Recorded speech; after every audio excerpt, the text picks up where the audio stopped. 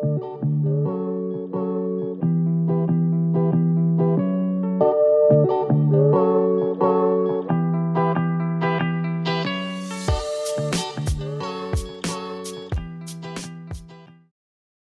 y'all, welcome to another episode of Weekly Wonder. This week we're going to be exploring nature, of course, but specifically how nature helps us when we're stressed. We're going to learn a couple things we can do to help de-stress ourselves with the help of the world around us. But first, let's do a curiosity warm-up. Listen to this short clip. What do you hear? Water? Sure. But how many sounds make up this symphony? Let's listen again for about 20 seconds. This time, keep track of the different water sounds you hear.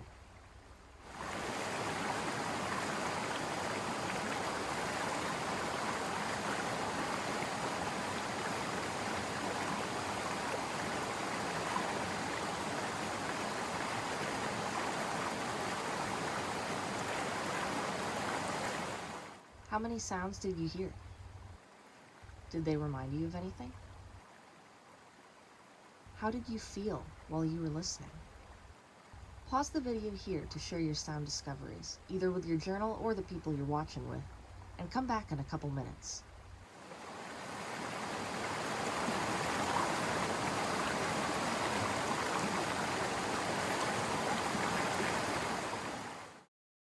What are some things that stress you out? Something that stresses me out, I think about a lot. Food, where my food's coming from, the meals. A lot goes into food. You got to buy it, you got to cook it.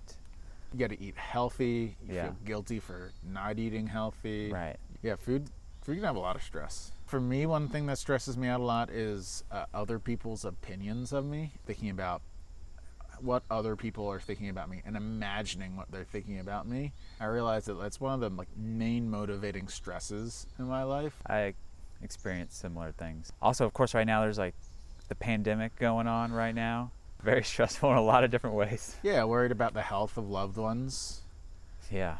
Trying to make any kinds of plans in the future is really tough. Mm-hmm. But luckily, there's a lot of evidence that nature, spending time in the outdoors, can really help us relieve stress and get out of that. There's kind of stressful modes of thinking. Emily has a best friend, Lucky. Her friend Danielle is someone that studies this stuff. She's going to tell us all about how our brain works when it's stressed. That's cool. I'm excited to hear from Danielle. She's right there. Right here? So what's happening in the brain when we're stressed out?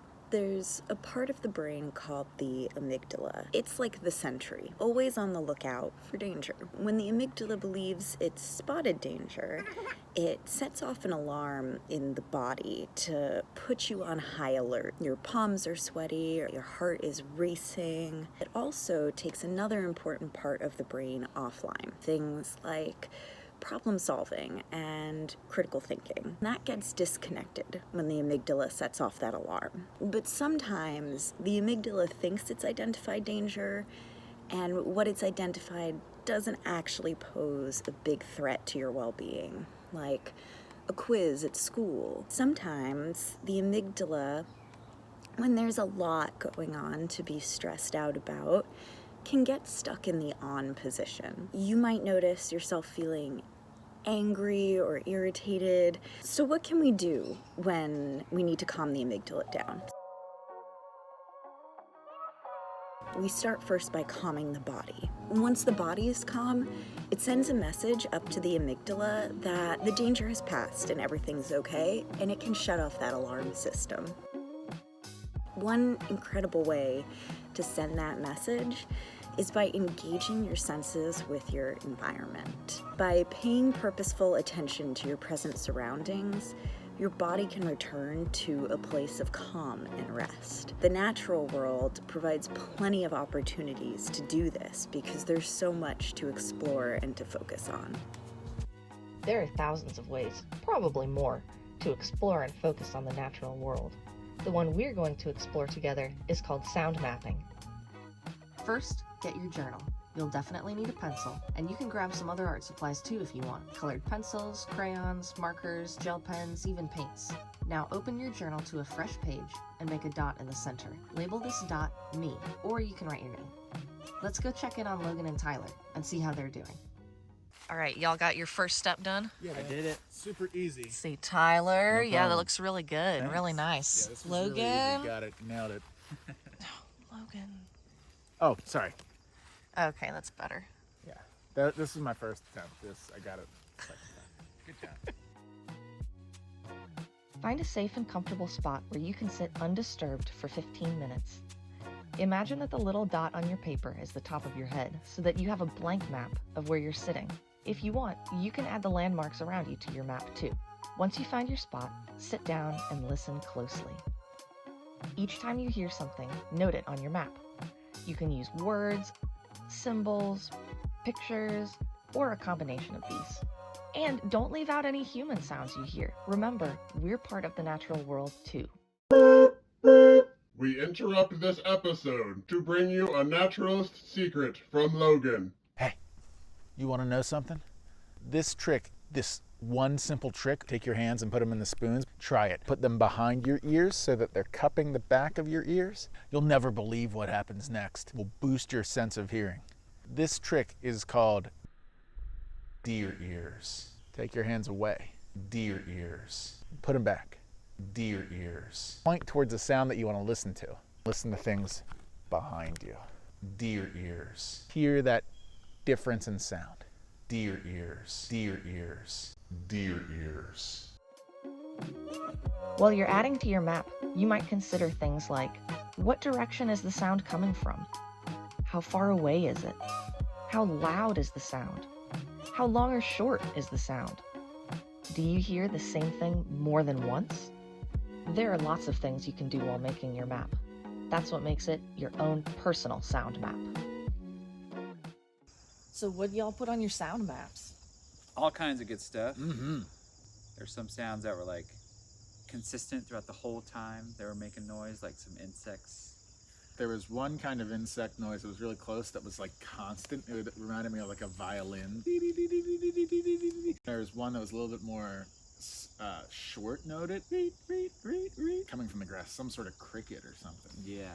The one you were talking about first that sounded to you kind of like a violin, I wrote chirping like little bells. And I did a little squiggly line. I heard one bird that was calling while it was flying away. So I drew like an arrow. Yeah, I've got that too. Yeah. So that's really cool. So you can kind of see it in your mind and imagine where the bird is going and kind of what it's doing, flying, you know. I heard 5 species of woodpecker. Whoa. Yeah. I also heard a lot of different bird sounds, kind of what it sounded like to me. Caw, caw, tweet, cack, cack. So I wrote that down. If I were going to do this for 15 minutes, I would split that time into thirds, and for the first 5 minutes I'm writing everything in red color pencil, second 5 minutes everything in blue, third 5 minutes everything in green, or any colors. If I chunked it up like this, split out that time, like every 5 minutes I'd be checking back in and seeing if that sound was still happening. I was thinking of maybe having like some kind of key, like a symbol. I feel like next time I should do those backwards deer ears. Yeah. Deer ears. I heard a cow. Nice. What did it do? It was making noise. It was mooing. Classic. Classic cow. Classic cow. Now I'm listening to sounds a lot. We want to know what's on your sound map too. If you want to share, you can send it to us at weeklywonder@gsmit.org, along with any advice or ideas you have for your fellow sound map makers. We would love to feature your map at our live stream at the end of this week. Thanks for joining another episode of Weekly Wonder, and we'll see you on Friday.